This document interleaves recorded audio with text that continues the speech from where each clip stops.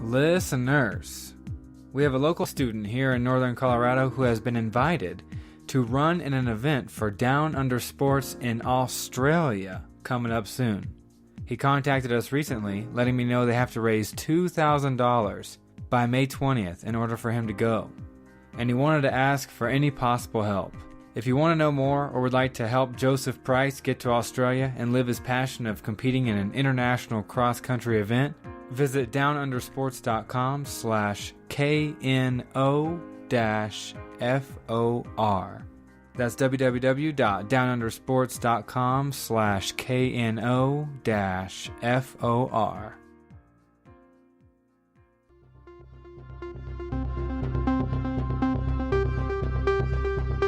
Welcome to the More You NoCo, the podcast bringing you curiosity and community connection in Northern Colorado, one conversation at a time. I am your host, Ivan Wayne. Who will we hear from today? Let's see.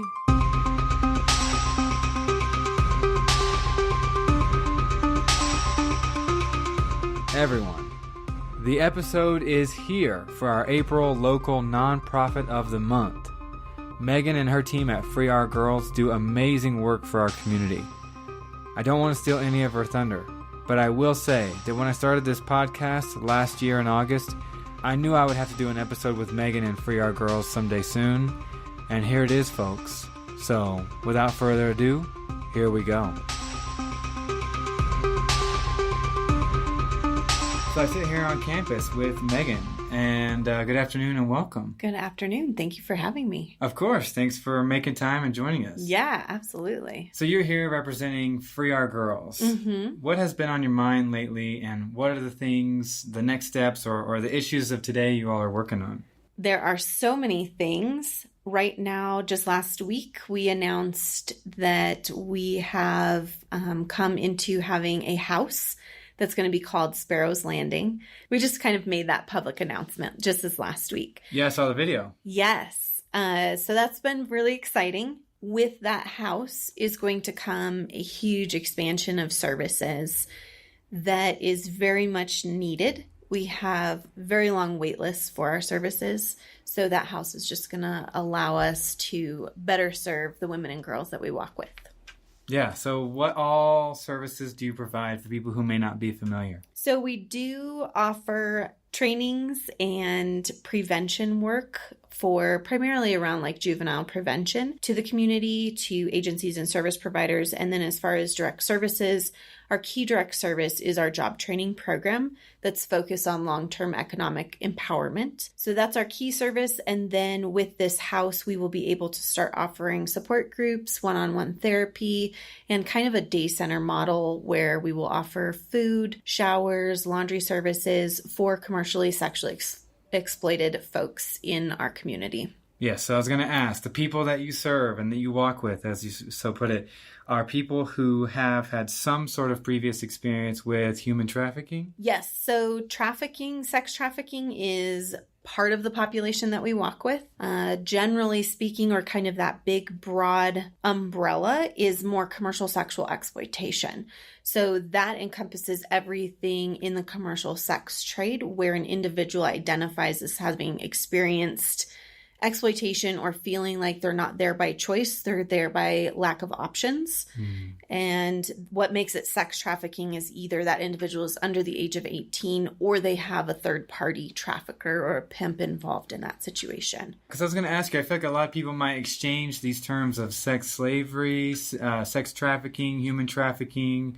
How would you discern these? I guess you said it's a lot of its age, and then how did they get wrapped up, and what's their sense of control, maybe? Yes. So human trafficking is a really broad term. Human trafficking happens in every country around the world, and here in the United States, there's two main categories. So labor trafficking and sex trafficking. Within sex trafficking, that's really where my specialty and where our services lay. So I can speak most confidently to that piece. So sex trafficking, according to the Federal Trafficking Victims Protection Act, which was first passed in 2000 and has been reauthorized about every 3 years. The TVPA looks at the age of the individual and then forced fraud and coercion being present. So if an individual is under the age of 18 and they are exchanging anything of value with a commercial sex act, it is sex trafficking. If they're over the age of 18 and a commercial sex act happens using force, fraud, or coercion, that's sex trafficking. Okay. Yeah, so pretty complex issue, and lots of, really, when you drill down into commercial sexual exploitation, maybe from the outside looks like an individual is engaging in sex work or prostitution without that third party, but they maybe don't have other options but to be there. So they wouldn't qualify under the federal law of trafficking, but it is exploitive in those situations. But you all don't discern that way. You don't discern and draw lines according to the federal government. You are here to help whomever and however. We're really looking at that broad piece of the commercial sex trade and the inherent exploitation that's happening within it, particularly to women and trans folks and people of color, and how it disproportionately impacts those populations, and really just walking with them and making sure they have the support that they need. Yeah. Now, by no means am I speaking negatively about these individuals, but I suspect that some individuals who are listening may think, Megan, is this occurring in northern Colorado? Yes, it is. And I think that is kind of this, maybe like a twofold piece. So we have Hollywood entertainment. So when people hear trafficking, we think of the movie Taken, we think of Law and Order SVU, and we think of I Will Find You. Yes, like Liam Neeson. Like, as a parent, his character resonates with me. Like, if you take my child, I will go blow up cars too to get my child back. I get it. But is that what trafficking looks like here in the United States? No, 99% of the time it does not look like that. And so I think that's one way people are kind of looking at this, like, I haven't read that in the paper. That's not happening here. So that's one piece. And then the second piece is kind of even prostitution and like the commercial sex trade and some of the just general understanding or stereotypes around what that looks like. So Greeley is not Denver. We don't have Colfax. So we don't have like street prostitution that's occurring that people are driving by every day on their way to work. We're not seeing it. So it's kind of out of sight, out of mind. The reality is that most of the commercial sex trade is not occurring on the streets. It's occurring in people's homes. It's occurring online. And so when we're not seeing it, when we're not faced with it every day, we have a hard time wrapping our heads around the fact that it's happening here. Yeah, because it's not talked about. It's not covered. Yeah. It's not front page news. And when I met you originally through a previous position I had, you kind of opened my eyes to this occurs a lot on apps, like dating apps or websites like Craigslist. And so unless you're out there looking for it, it might be deceptively hidden. Yeah, absolutely. And like you mentioned, Craigslist and Backpage just got shut down last year. So that was a huge online advertising website. It was a main site for this kind of thing in this area? It was number one, I believe, globally. I mean, billions of dollars in ad revenue was being generated. So they were seized by the FBI, and several different federal departments were involved in that investigation. And the Netflix documentary, I Am Jane Doe, is a great kind of historical snapshot of what happened and why Backpage got shut down. Listener, I Am Jane Doe, Netflix. Yes, okay. That's the shameless plug. Go watch it. It's a really good documentary of like what was happening behind the scenes. And the Backpage executives really did a great job of playing into this emotional reaction of just the general public of we're being censored by the government. And the reality was they were very much involved and knowingly allowing trafficking and exploitation, particularly of children, to happen on their website. So that's a great documentary that talks about that. And then when it comes to like apps, so trafficking, like traffickers are grooming and recruiting on social media. Prostitution is happening, and these commercial sex exchanges are happening on any type of social media apps, dating apps, because it can very easily hide within. That's what it looks like from the outside. But the reality is there's more happening. Right. Like you may see a car pull up to a neighbor's house. It's a vehicle you may not recognize. They get out. And you would never think anything of it. You would never think that there is some sort of sex trafficking occurring at your neighbor's house because it's pre-exchange. There's no arguing. There's no like shade, quote unquote shady stuff happening outside. Right. And so it's, it's very, is innocuous a good word? I don't know if that's the right word. Yeah, I don't know.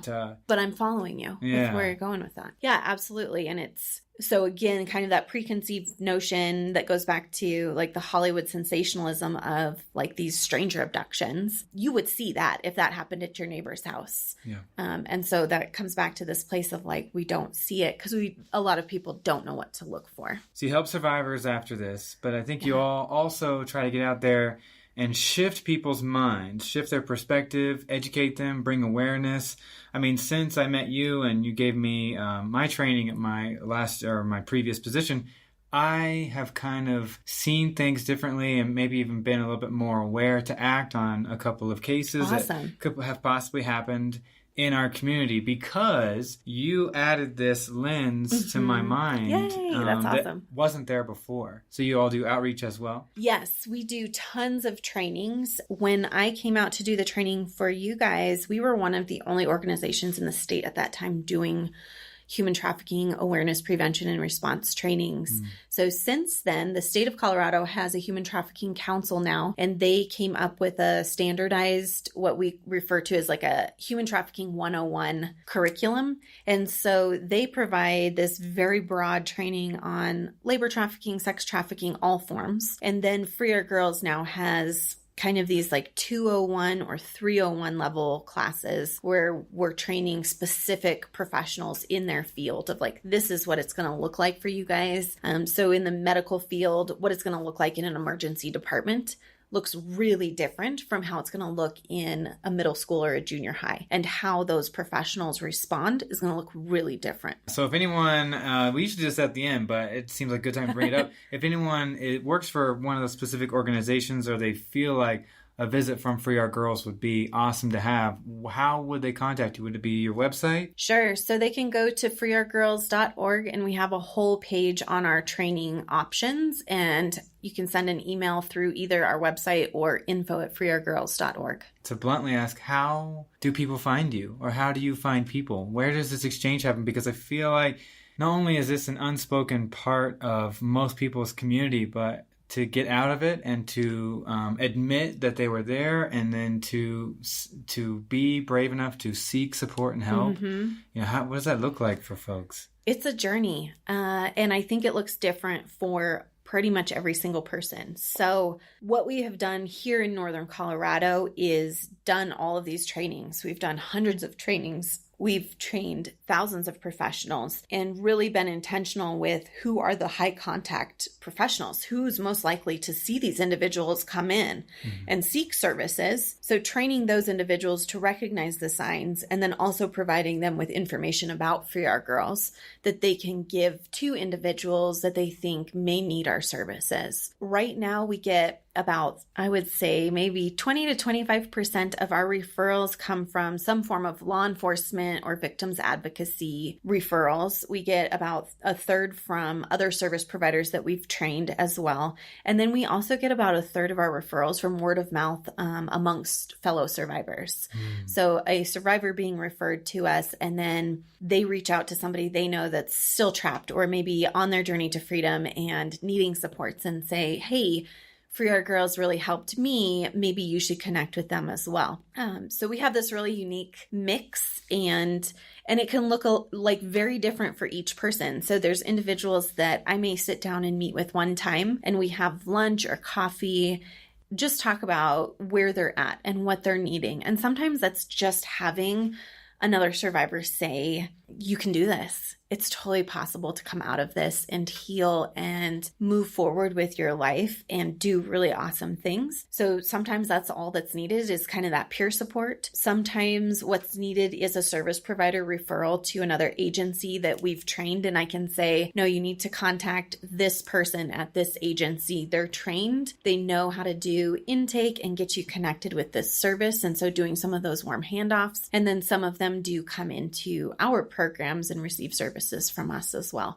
But that can be, like I said, one day to, there's individuals that I've done, mentorship and stayed in contact with for 2 years before they engage in services. Some of that is a slow road, walking with them. Yep. As you say. When did you start Free Our Girls? Formally started in 2014, the end of 2014. So we will be celebrating 5 years this year, which is crazy. Okay. It's been a whirlwind. So you had this passion and this drive that brought you to start this charge for a community, Northern Colorado. I assume you cover from like Denver to Cheyenne. Do you have a certain geographical area? We don't, because the other big piece outside of kind of Northern Colorado is we do outreach across North America. Coming back to that social media piece, I have a private social media account. We have about 1,600 actively exploited women that are a part of this social media network. And those women are across the US and Canada. So we do outreach at a national level, and that's really focused at connecting individuals with services in their communities. Again, building that relationship over time, building that trust and demonstrating that this is a no strings attached relationship. There is nothing that we are trying to force an agenda. It is just building that relationship so that, and what we have found is that the women that we have been able to engage with and walk alongside just in this very simple conversations, checking in, how you doing? I do a lot of traveling, so try to meet up with women that are in that network when I travel. So go have lunch with them, that kind of stuff, and just building those relationships. So those women are the ones that are more likely to reach out for help if and when they need it, because they know that Free Our Girls is a safe place to go. So we really don't have like a region here in Northern Colorado. We're the only organization north of Denver, I think probably all the way up to South Dakota. Like there's really nothing in this area. People who get trafficked also get moved around a lot, or they move through geographic locations. So I think it would be safe to say you don't want someone to be passing through, hear about Free Our Girls, contact you and feel like, well, I'm only here for a week or two, or I'm moving through, and so this isn't for me. Absolutely. And that's one of the big pieces that we've been working on, is making as many of our services kind of accessible wherever they are geographically. So we have like a financial literacy curriculum that we're working on getting available online and in workbook format, because they can access that support wherever they are. And keeping in contact, like social media is just such an amazing tool in that way that we can maintain these relationships and stay in contact with individuals even if they do move outside of this physical region. So you've been running this for 4.5, almost 5 years. Yeah. You had this charge, you started it with. How's it been different? You know, was it shocking the first person or the first like 5 people you got to help, and you had this idea what it was going to be like? Did it turn out to be any different? Was it surreal? Man. Like you just had this sort of adrenaline-filled moment where it was like, I'm changing people's lives. I'm doing this. Yes. So I would say it's been a very humbling experience from the very beginning. I think my first misconception was that as soon as you get 501c3 status, people throw money at you. So I figured out very quickly that that's not really how that goes. So that has been a huge learning process for me of how to develop relationships with donors and how to really engage our community at different levels, whether it's volunteer time or financially, hiring a grant writer. So really learning that financial piece, like that was definitely step number 1, lesson learned for Megan. And then step number 2 was, what does it look like to walk next to somebody? I'm still learning. Like every day I'm learning. There's commonalities amongst victim and survivor stories, and there's services that work for, you know, a group of a population. So there's definitely like supports when I hear a story or I hear some obstacles, we can kind of figure out, okay, these are the things that have worked before. Here's what we can connect people with, and figuring out how to like make that a smoother process. But there's also, it never fails that there's some situation that I've never heard of before that, you know, somebody has fallen through every single crack in society and they just don't qualify for any service for whatever reason, and really working with them and fighting hard to figure out how can you get supports when you don't qualify for anything. Here in Northern Colorado, I think the most surprising thing from the very beginning was the level of familial trafficking that happens here in Northern Colorado. I was not prepared for that because my own lived experience was pimp controlled and more of the online prostitution, being trafficked in casinos, those types of experiences. And so coming into a community that's more rural, I knew that it was going to look a little bit different, but that was really, really shocking for me that familial trafficking happens at the rates that it does, or that it's reported at. So I think some listeners may suspect what you mean, but I'd like to crack that egg open. You mean people are trafficking their own family members? So familial trafficking often happens from birth or very early childhood. So the child, those experiences are completely normalized for them because that is the only thing that they have ever known from that caregiver or those caregivers.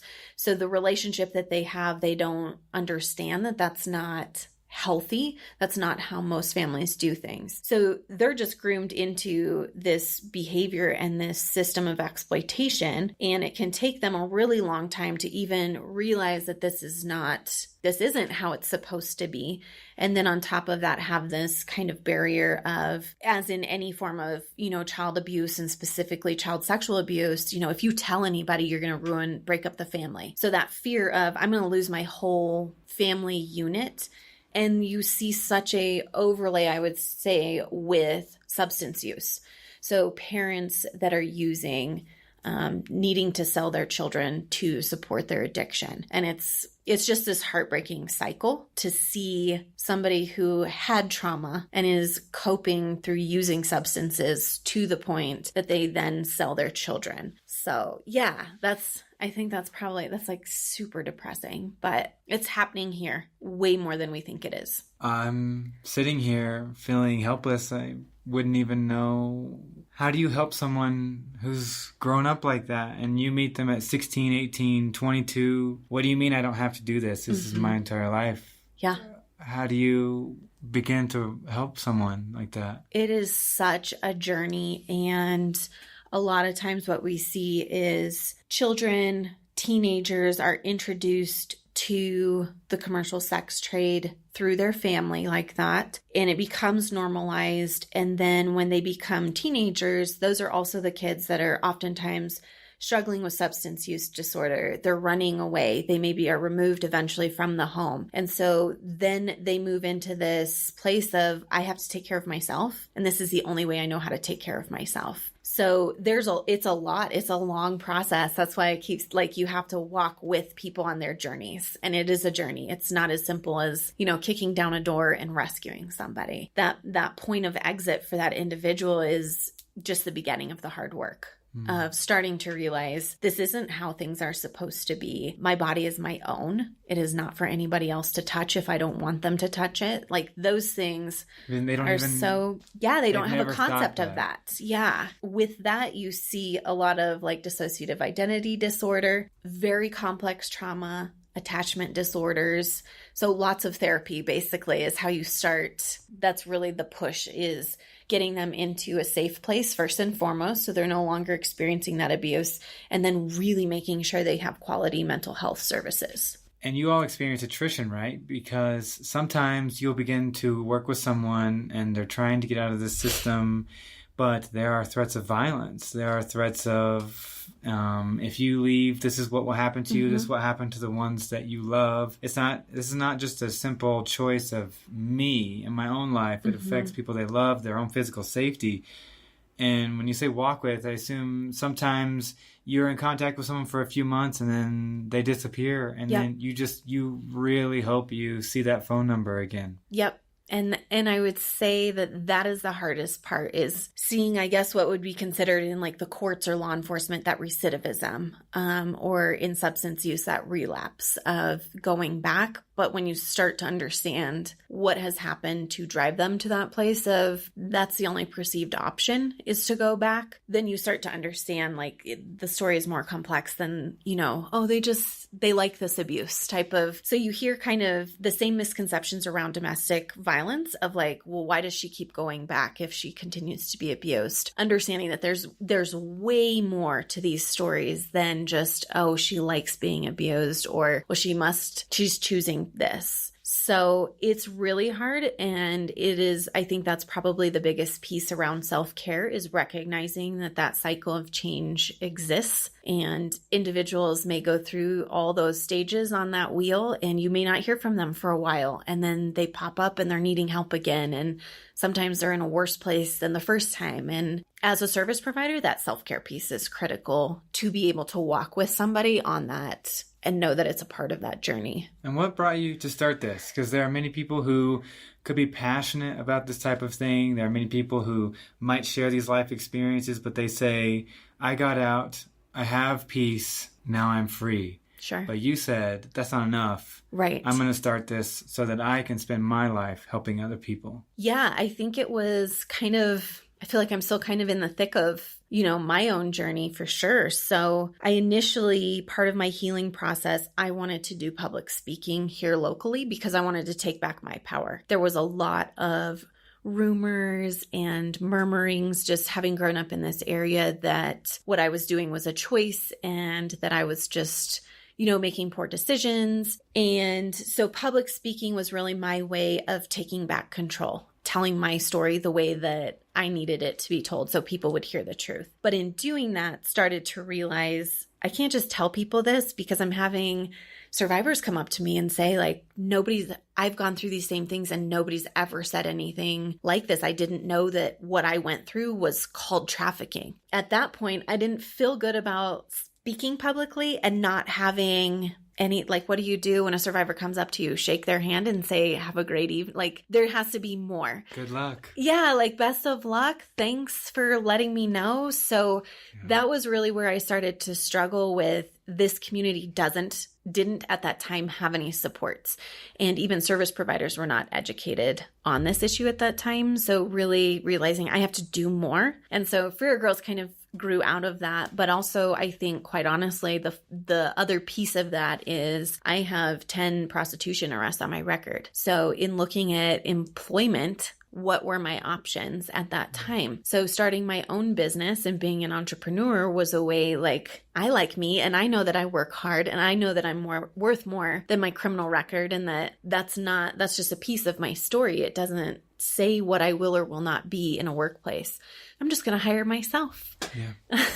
And I think one of the ugly realities is that this is not something that's new. It's not a decade old. Mm-hmm. I think and trafficking another person for sex and something that they can't control with their own body is something that might be as old as civilization itself. Yep. But I'm very glad that there are people like you not only out there spreading awareness and helping people in this situation, but you're doing it for people in this community and outside this community, as you mentioned. But for people in Northern Colorado, there's a resource, and that resource is you. And I'm very grateful and thankful that someone like you decided that public speaking is not enough, because you look at these faces and you see halfway during a speech that you've really moved someone, and you question to yourself, is that a survivor? And if so, what am I going to do about it? Right. But now Free Our Girls has the power to not only help her out, and get out of there, but give classes, education, resources, not only just getting out and, now I can breathe, you are free, but how can we help you reach that next step in life as well? Yeah, thank you. Yeah, it's been a wild ride, and I am very proud of everything that Free Our Girls has started to become, and this is really just the beginning of everything that we will be in this community for sure.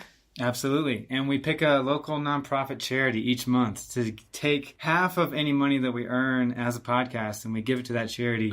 And that charity is you. Are you serious? And Free Our Girls. Oh my goodness. This month. Yes. So thank you. Yeah. Wow. I didn't know if you listened to the show, because we have shame on me. we have these little messages, and people knew that you didn't know that this was coming. I think myself and a lot of people in this community really appreciate the work that you and anyone who's volunteered money or time at Free Our Girls does. So thank you. Thank you. On behalf of me, I've never experienced anything in this realm, but thank you on behalf of those people who exist around us. Well, thank you. Yeah. And thank you to your listeners as well. That's crazy. Let's end with a quick blurb about this room, this white room and this window that you looked out of, and how that all came to be recently. Yeah. So that was, you watched my Facebook Live. So when I was 16, I read a book and about this woman who started basically like a residential program for, at the time in the 80s and 90s, were these quote unquote troubled girls. That's what girls like me were called. And her vision for this house that she created hit me at my core. And I was like, that's what I want to do when I grow up. So my plan at 16 was to go to college and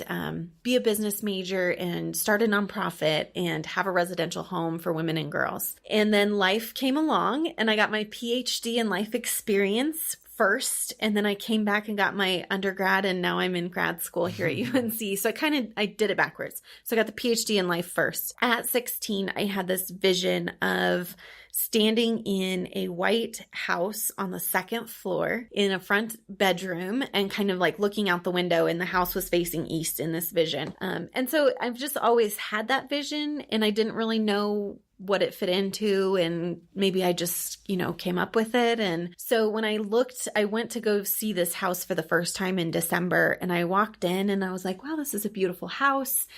And we went up to the second floor and opened one of the rooms on the second floor in the front of the house. And it was that room was there.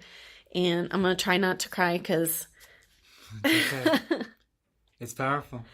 That room was the room that I walked in on. And it was almost 2 decades basically of so much hurt and pain and so much hard work and so much like rebuilding and conquering and being in that room and being like, oh my goodness, I knew that this was going to happen at some point in my life, and it's happening right now. So that was just kind of that confirmation that this was the house this was the next step. So the house has this like deep emotional piece for me personally, and has been such a part of my story before I knew that I even was going to have a story. Well, thank you very much for sharing. Yeah, thank you. We wish you all the luck.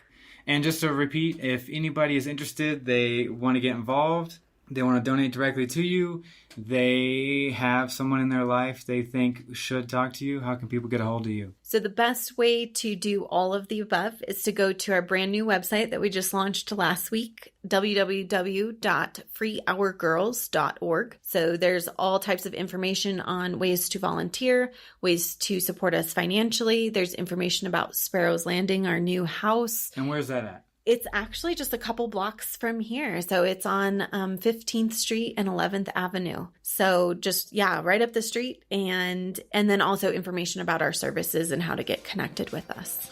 Thank you. Thanks so much. Yeah.